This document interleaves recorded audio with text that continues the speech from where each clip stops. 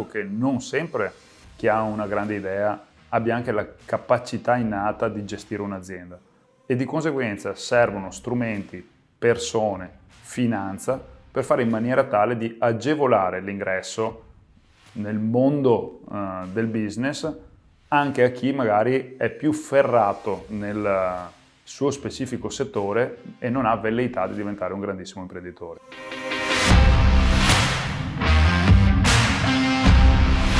Addirittura il dato che per noi che siamo un'agenzia di marketing è sembrato incredibile è il fatto che di queste, tra virgolette, morti di startup, il 56% delle volte i problemi siano riconducibili a una mancata direzione di marketing o del marketing sbagliato quando si tenta di farlo.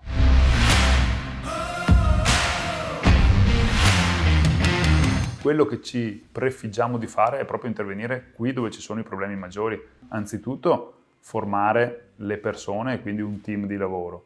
Poi intervenire in maniera forte nel posizionamento del servizio o del prodotto nel mercato e quindi fare tanto marketing. E ancora agevolare l'acquisizione di finanza.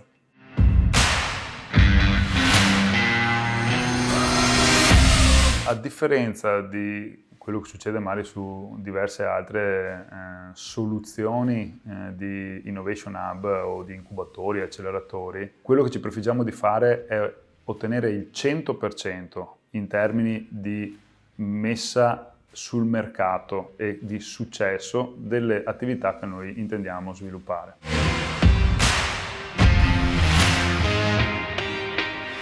Credendoci direttamente, il nostro principale interesse è il fatto che una startup in cui noi stessi stiamo investendo abbia successo e quindi è la nostra partita di controgaranzia per dire non mi interessa buttare avanti dei business, mi interessa costruirli e farli crescere e ovviamente essendoci dentro come parte integrante abbiamo tutto l'interesse perché ciò accada.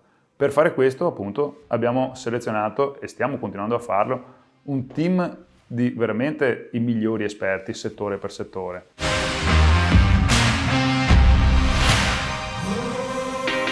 Il fatto stesso che anche i fondi abbiano capito il business model nuovo e innovativo di Next Heroes per me è un fattore di rilevante importanza. È follia, l'hanno pensato anche questi investitori e questi fondi che hanno capito che probabilmente l'unico modo per investire in start-up che diventino business vincenti è proprio quello di pensare siano affiancate da un team di sviluppo, marketing, formazione e quindi anche finance come quello che stiamo creando noi.